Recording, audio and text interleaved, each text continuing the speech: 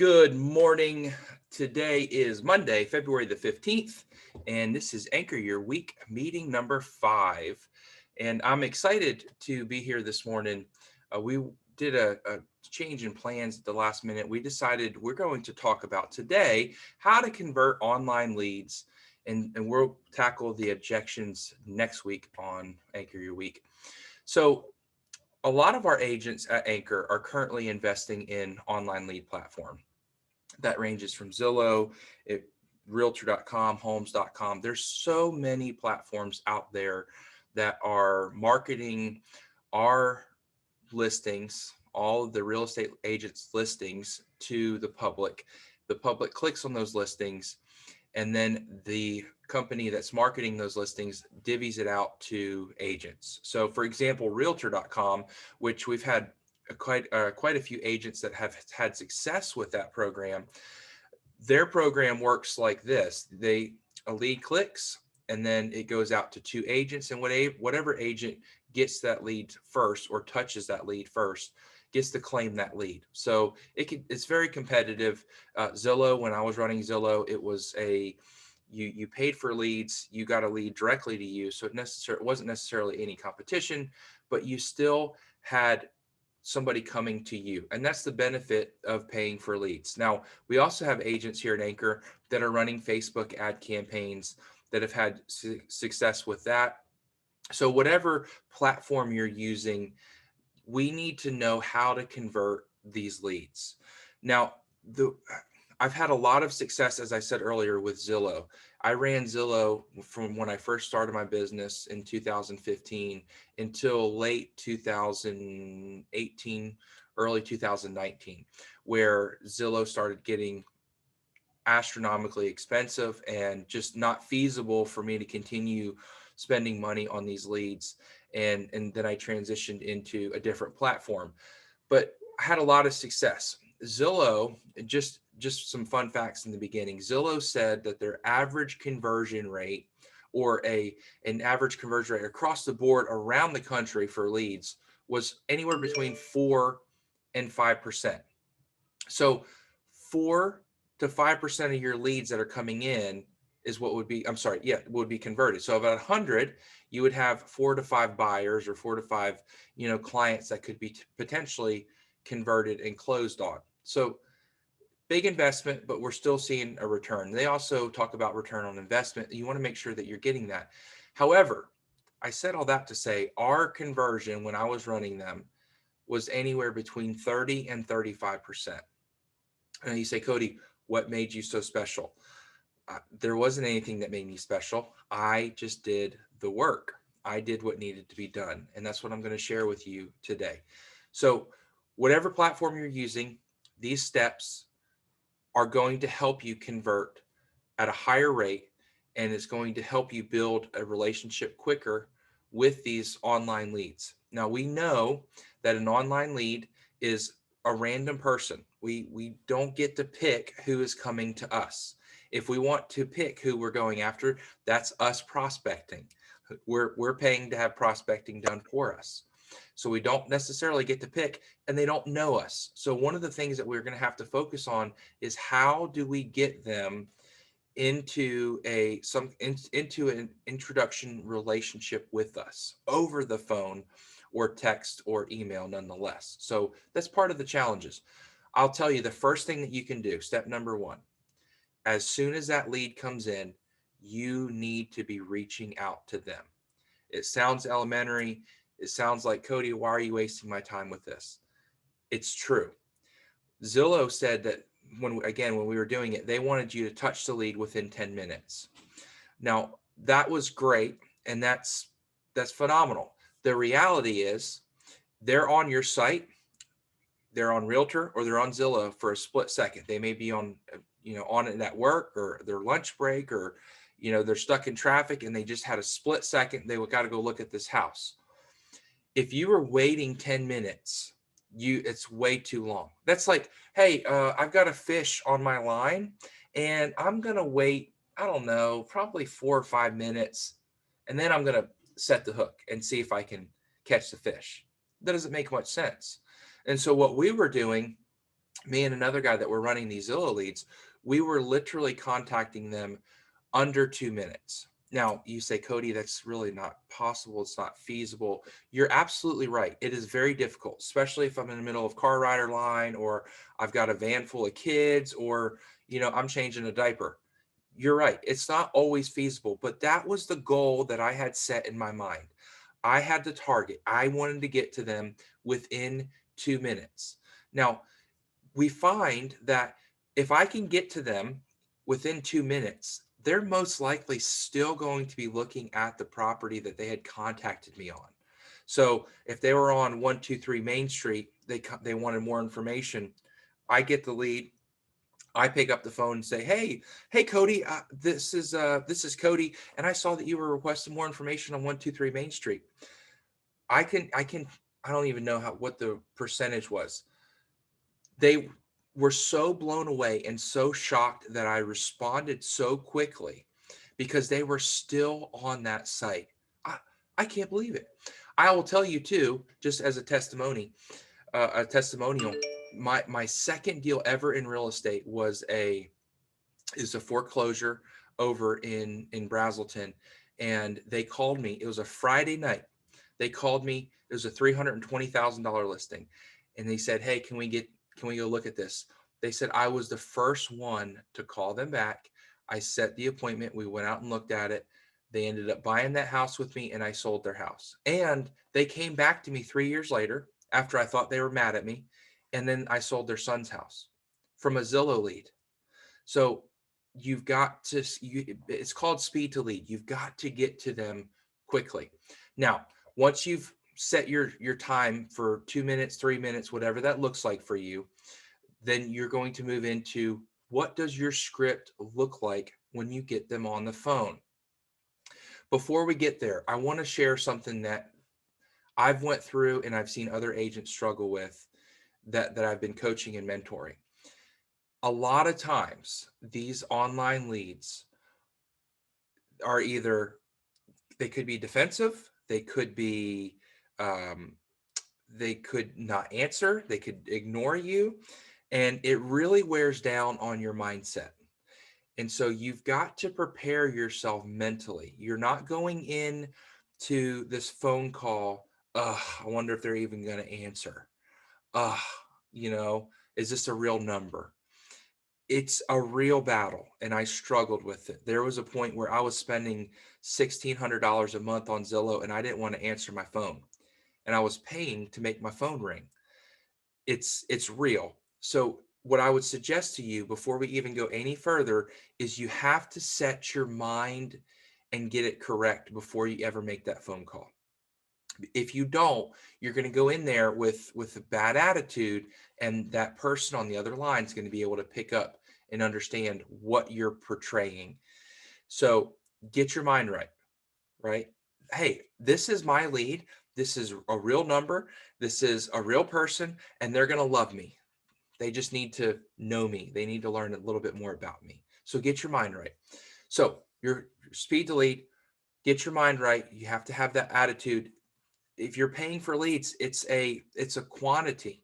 It's not necessarily quality. So you're going to have to go through some leads that are going to not answer, they're going to ignore you, they're going to hang up on you, and they may cuss you out. So you you mentally prepare yourself for that. But the reality is if I don't go and pan for that gold, I'm never going to find gold. So sometimes there's a lot of pans that I have to go through. There's no gold in it. Oh well. When I find the gold, it's going to be even sweeter. Once you get them on the phone, transition to number three. Once you get them on the phone, what you're going to want to do is you're going to want to introduce yourself. Now, sometimes I may change it. It just depends on the price range, the budget. Sometimes I'll come in and say, "Hey, I'll introduce myself." Sometimes I'll ask, "Is this person? Hey, is this Jill?" Now, you want to be very careful with that. If you come in to a phone conversation and say, "Hey, is this Jill?" It kind of starts sounding like a telemarketer. So you may want to practice your script and say, just introduce and say, "Hey, Jill," instead of asking, because you don't want them to hang up. "Yeah, this is Jill. How can I help you?" Then all of a sudden they're already defensive. They're already, oh, they're cringing. They're like, I really don't want to talk to you. So what it looks like is, hey, Cody, this is Cody. I saw that you were interested in this property on 123 Main Street. And I saw that you had some questions about it. I just wanted to let you know that I'm here to partner with you and help you in any way that you need. What kind of questions did you have?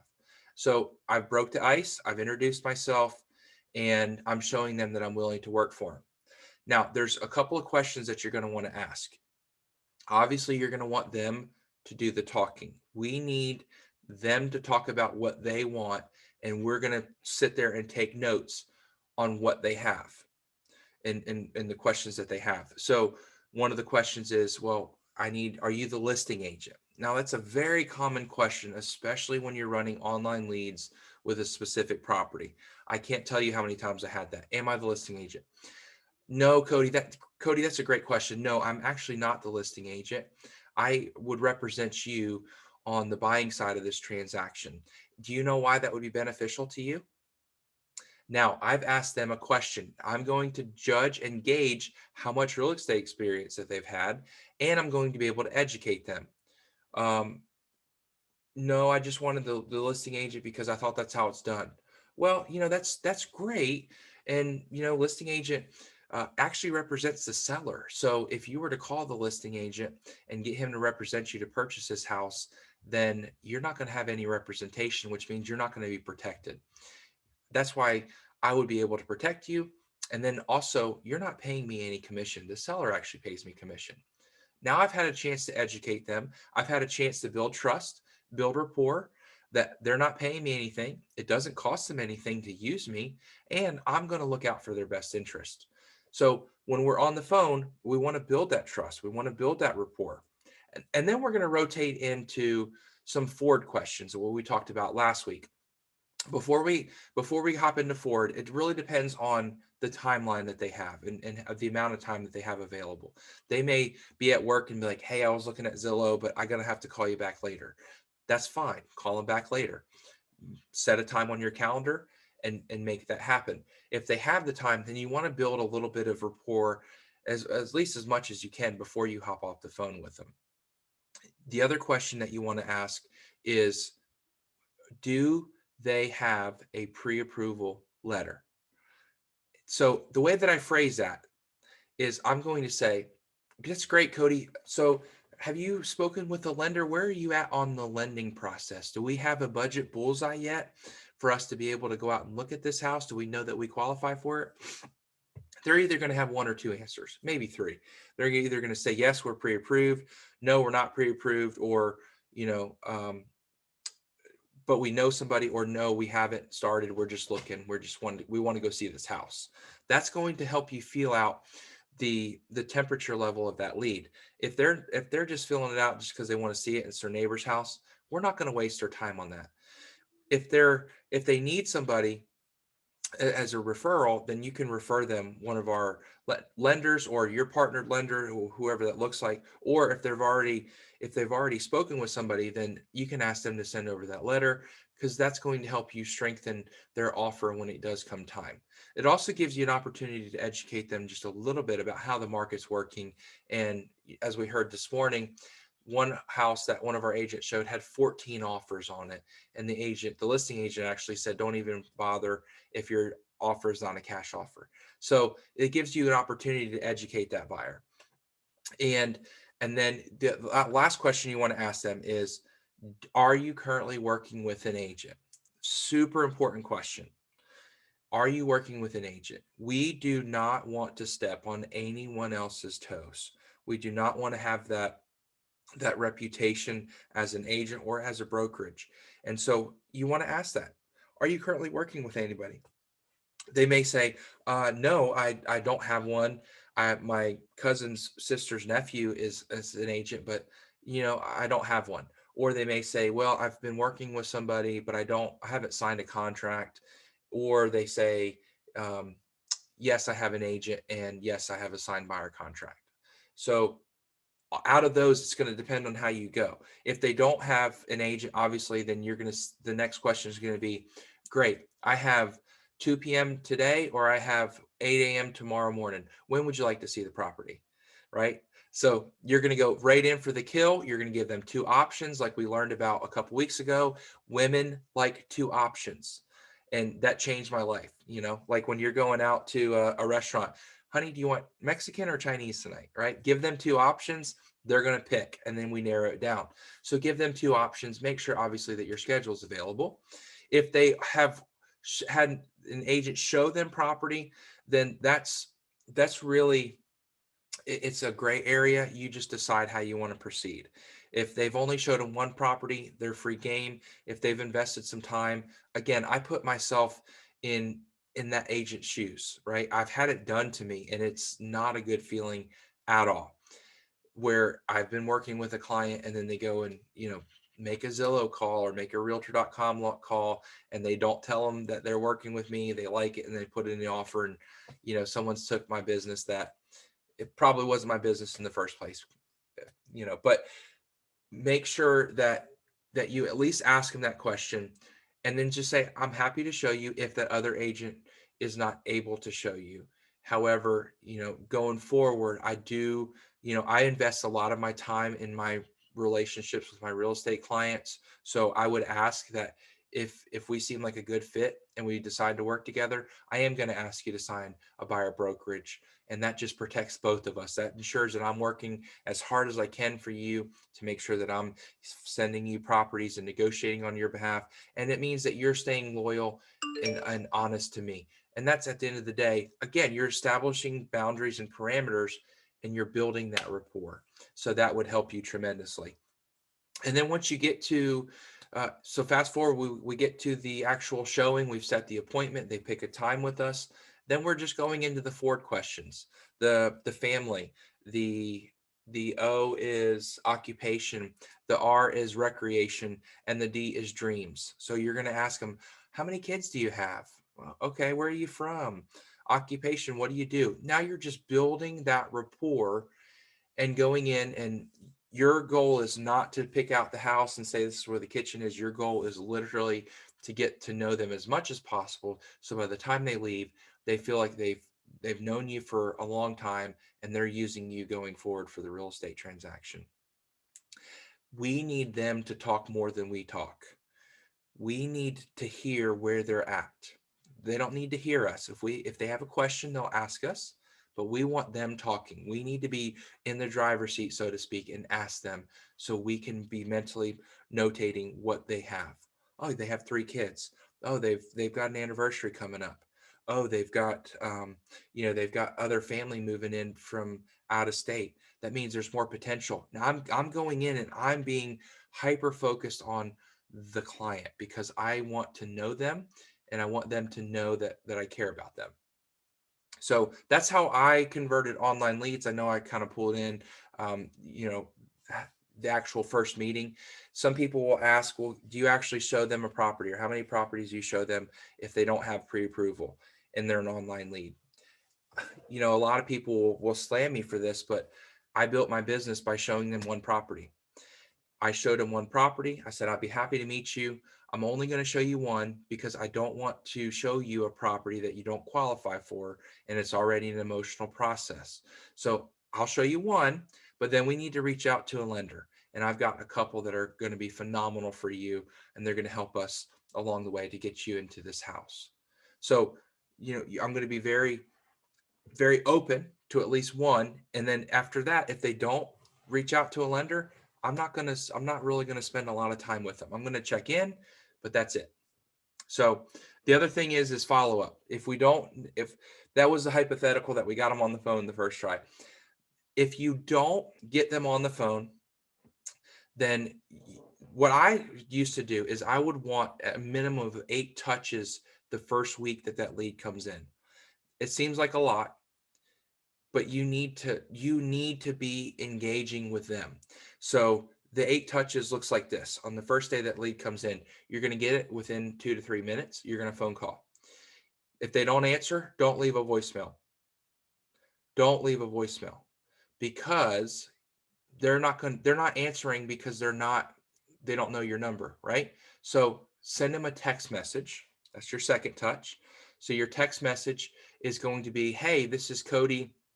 I saw that you had requested a property on Zillow, and I just wanted to reach out and introduce myself and see if you had any questions. Third touch is your email. That's going to go out. And so phone call and text are pretty much immediate and very back to back. Your emails could be 30 minutes to an hour after that lead comes in and you don't make contact. That's first day. Second day, you're gonna attempt to do a phone call and another text. That's 5. Third day, yeah, third day is you're going to send an email, follow-up email. Now, if you, depending on some of the platforms that you use, I think Mailchimp is a free account, and it actually has read receipts on it or read receipts on it.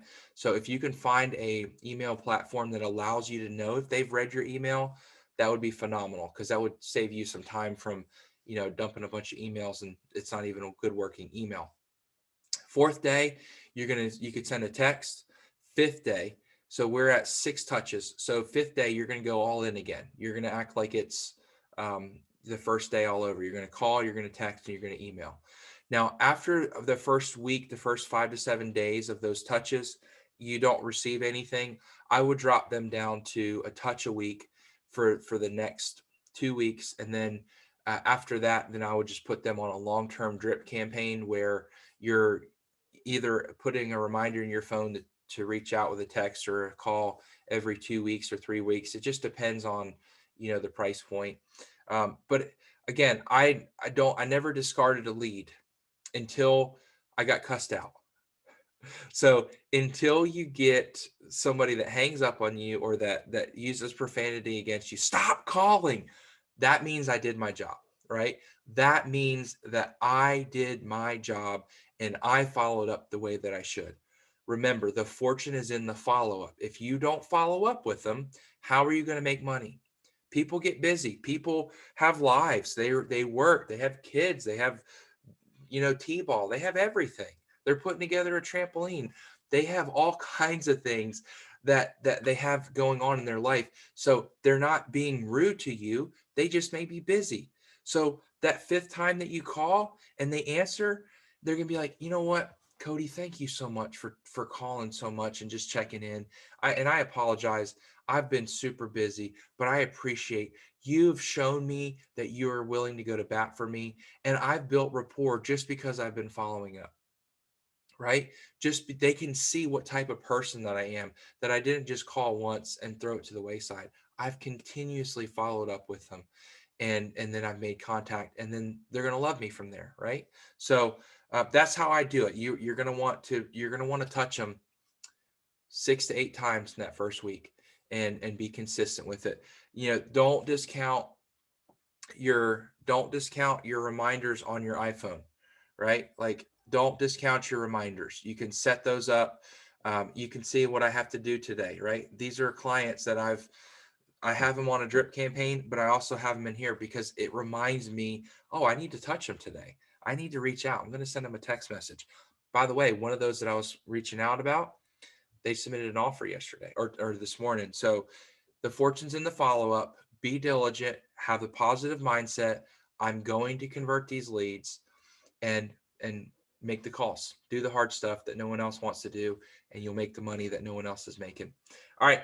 Have a great day. Tune in next week, and we're going to cover objections and how to overcome them. Bless you guys.